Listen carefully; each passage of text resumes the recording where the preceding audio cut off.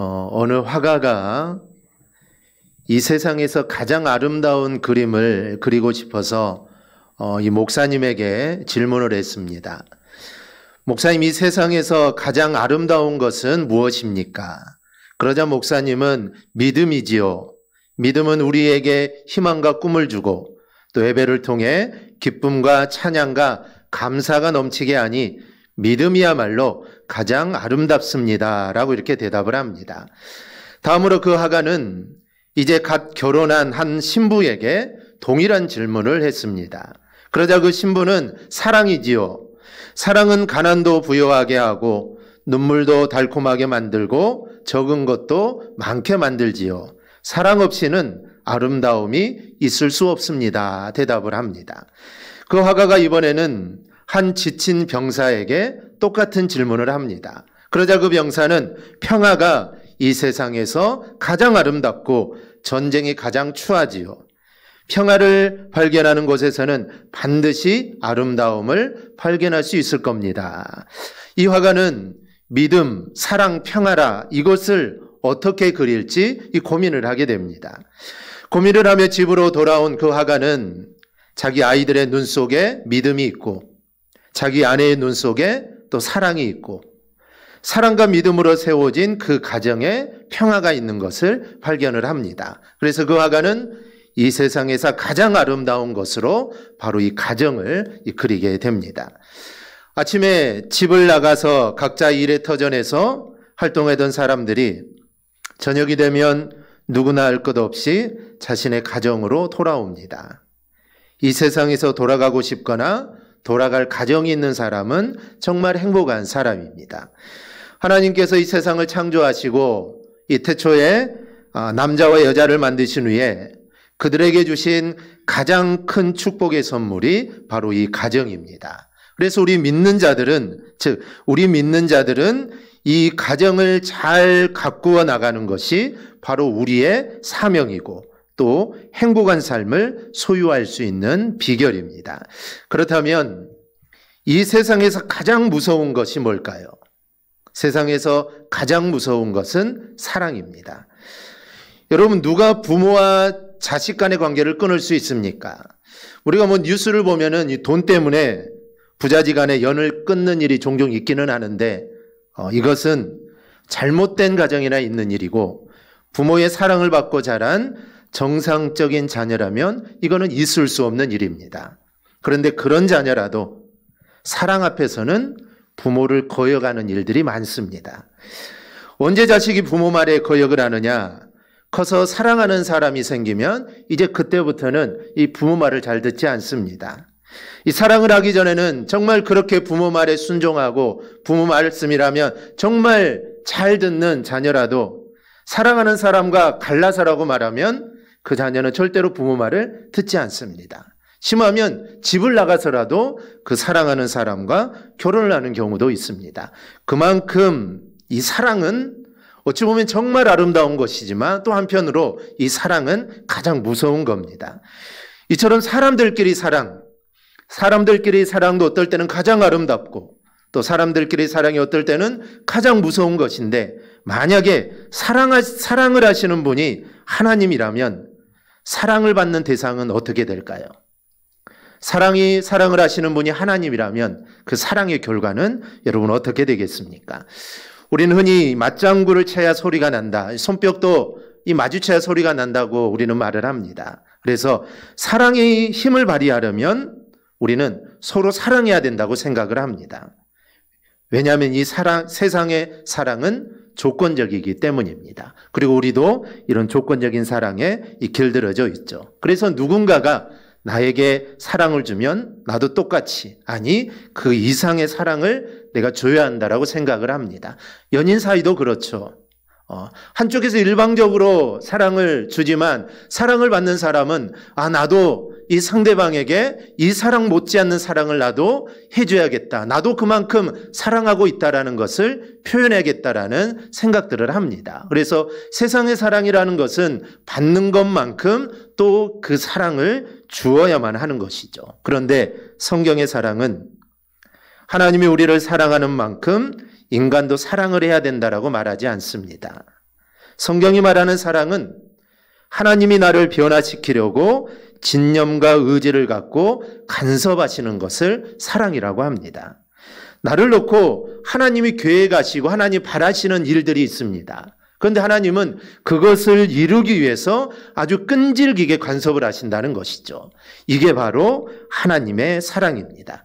우리가 요셉의 삶을 보면 알 수 있습니다. 하나님은 요셉을 통해서 아주 위대한 일을 이루기를 작정을 하십니다. 그래서 그에게 꿈도 보여주시고 그래서 앞으로 일어날 일들을 그에게 보여주시게 되죠. 그런데 요셉의 삶이 얼마나 험한 삶입니까? 형들에게 미움을 받아 구덩이에 빠져서 이제 꼼짝없이 죽게 되었습니다. 그대로 놔두면 죽게 되죠. 그런데 그때 하나님은 간섭하셔서 그를 노예로 팔려가게 합니다. 노예로 팔려갈 때도 하나님이 간섭하셔서 이 보디발 가정의 가정 총무가 되게 하죠. 그런데 그의 아내가 요셉을 유혹합니다. 그 말을 듣자니 하나님 앞에 죄를 짓게 되고 듣지 않자니 앞길이 또 막막합니다. 그런데 요셉은 하나님 앞에 죄를 짓지 않죠. 죽어야 하지만 하나님이 간섭하셔서 그를 감옥으로 보냅니다.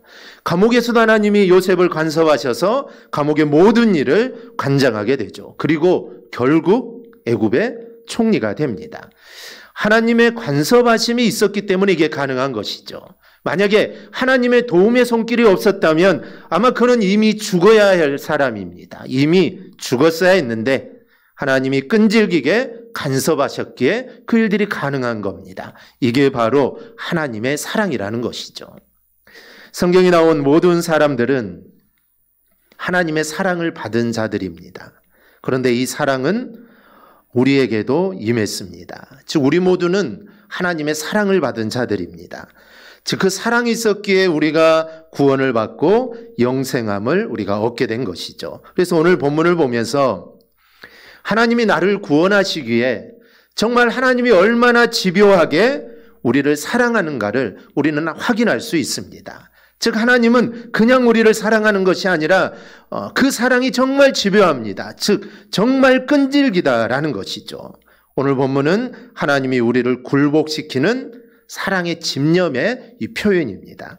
이 성경의 주제성구라고 말하는 본문의 16절에 하나님의 사랑이 나옵니다. 하나님이 세상을 이처럼 사랑하사 독생자를 주셨으니 이는 그를 믿는 자마다 멸망하지 않고 영생을 얻게 하려 하심이라. 이 말씀은 복음 그 자체입니다.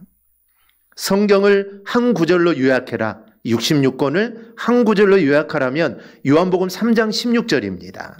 하나님께서 우리 인간을 얼마나 사랑하는가를 아주 간단 명료하게 말씀을 합니다. 따라서 오늘 말씀을 통하여 우리는 하나님께서 나를 향하여 베푸신 사랑이 얼마나 큰지를 우리는 알아야 합니다. 그리고 우리는 하나님의 사랑을 입었고 그 사랑을 우리는 이미 받은 자들입니다. 그런데 주님의 사랑이 얼마나 감동적이고 또 얼마나 열정적이고 얼마나 값진 건가를 잘 모르는 성도들이 있습니다. 그냥 내가 무언가를 해서 그냥 내가 지내다 보니까 내가 예수를 믿게 되었고 그냥 내가 구원받았다라고 생각하는 사람들이 있습니다. 아니 처음에는 정말 하나님의 사랑이 대단하다는 것을 알았는데 신앙생활을 하다 보면은 이런 것들이 시시해지고 이런 것들이 잊어버리게 된다라는 것이죠. 혹시 주님이 내게 베풀어 주신 정말 감동적이고 정말 열정적인 희생의 사랑을 우리가 잊고 살았다면 오늘 말씀을 통하여 그 사랑을 다시 한번 깨닫고 그 사랑이 회복될 수 있기를 바랍니다.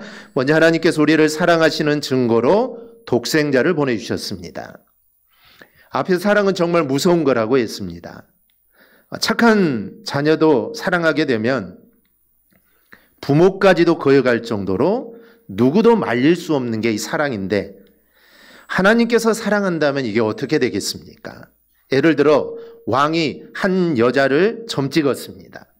그리고 사랑한다는 걸 선포했습니다. 즉 이 여성은 이제 이 왕의 여자다라고 선포를 했습니다. 그러면 그 여자를 누가 빼앗아갈 수 있겠습니까? 아마 그 나라의 어느 누구도 그 여인을 빼앗아갈 수 없습니다. 누가 왕의 여인을 빼앗아갈 수 있겠습니까? 하물며 하나님이 나를 사랑하신다고 하는데 그분에게서 누가 우리를 빼앗아갈 수 있습니까? 사탄이 우리를 빼앗아갈 수 있을까요? 우리 안에 있는 근심, 또 우리 안에 걱정, 어려움, 이런 것들을 우리를 주님으로부터 빼앗아갈 수 있을까요? 이 세상의 그 어떤 것도 주님의 사랑에서 우리를 절대로 빼앗아갈 수 없습니다. 주님께서 우리를 얼마나 사랑한다고 합니까?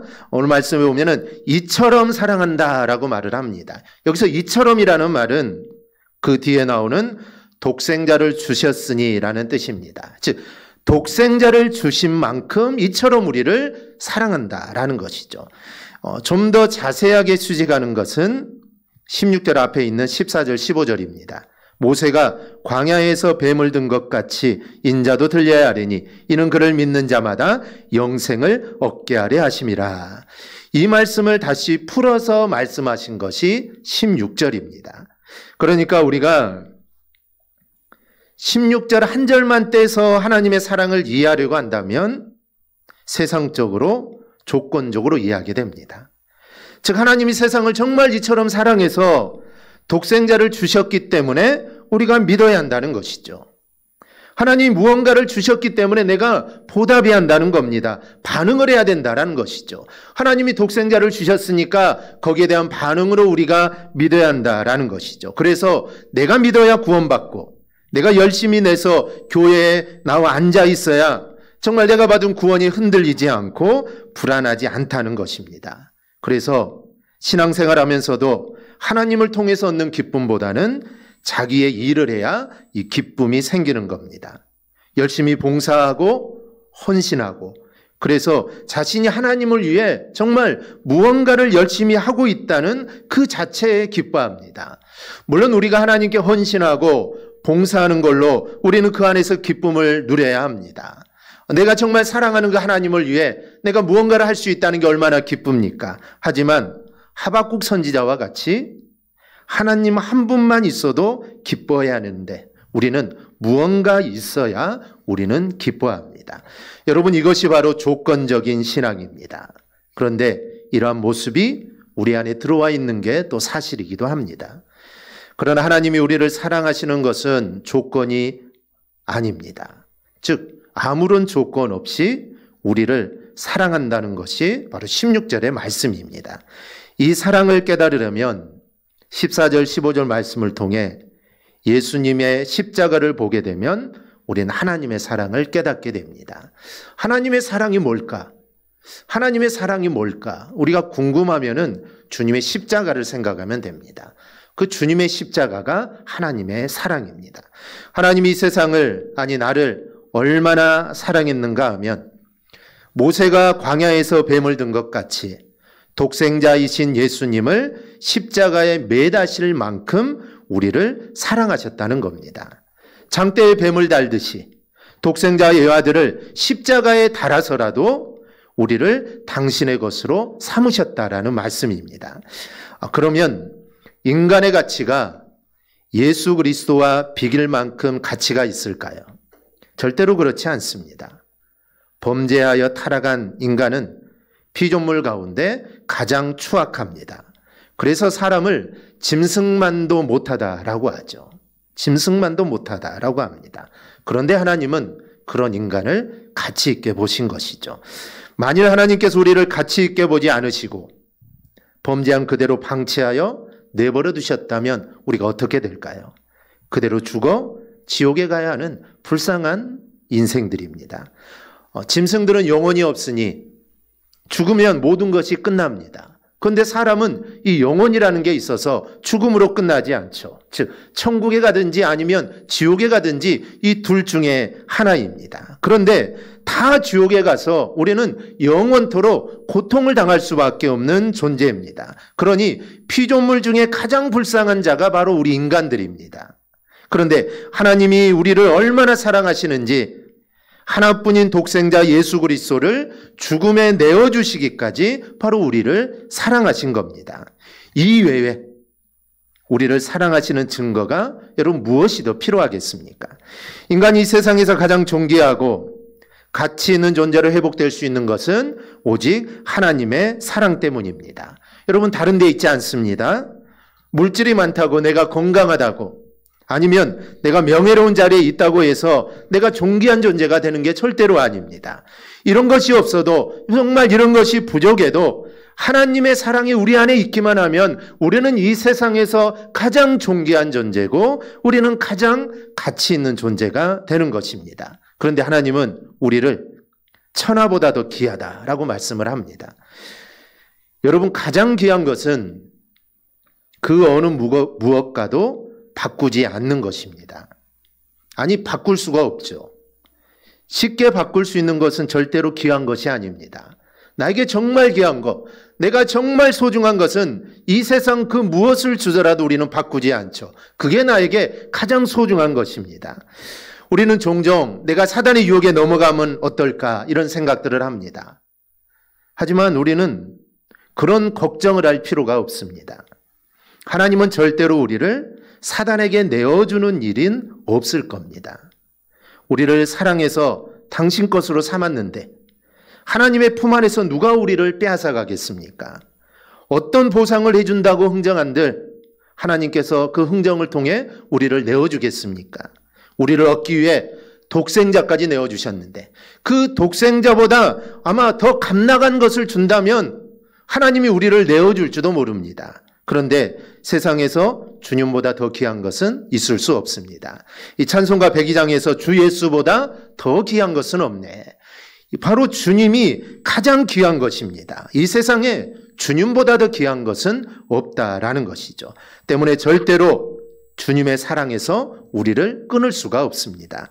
이 사실을 로마서 8장 32절에서 자기 아들을 아끼지 아니하시고 우리 모든 사람을 위하여 내어주신 이가 어찌 그 아들과 함께 모든 것을 우리에게 은사로 주지 아니하시겠느냐. 즉 독생자까지, 자기의 외아들까지 우리에게 내어주신 이가 뭐 다른 것은 문제가 되지 않는다라는 것입니다. 그래서 바울은 로마서 8장 38절에서 이렇게 말합니다. 내가 확신하노니 사망이나 생명이나 천사들이나 권세자들이나 현재일이나 장래일이나 능력이나 높음이나 깊음이나 다른 아무 피조물이라도 우리를 우리 주 예수 그리스도 안에 있는 하나님의 사랑에서 끊을 수 없느니라.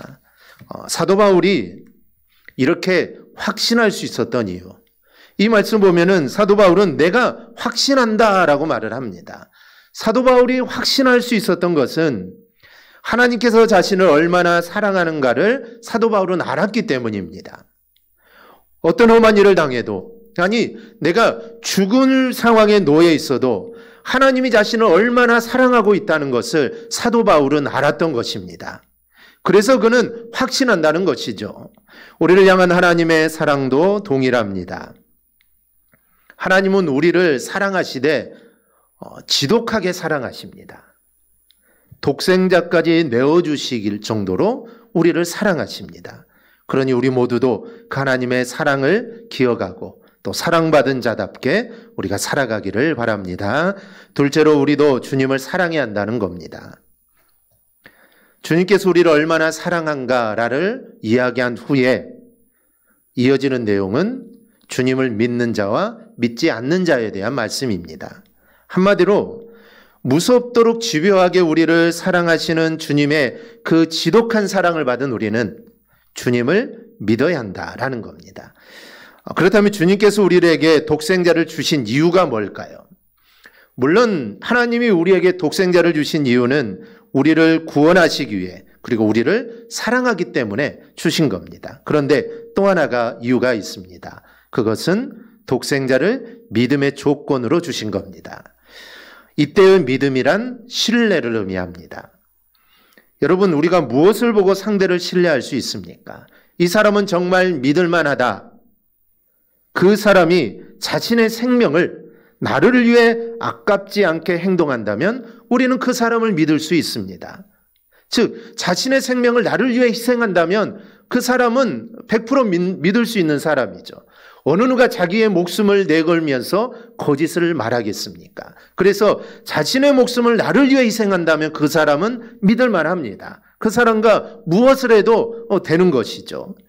그런 의미에서 하나님은 우리로 하여금 믿음의 조건으로 독생자를 우리를 위하여 아낌없이 주신 겁니다. 하나님과 원수되어 짐승만도 못한 처지인 우리 인간을 위하여 독생자를 주신 것은 이제 우리가 하나님을 신뢰할 수 있게 된 것이죠.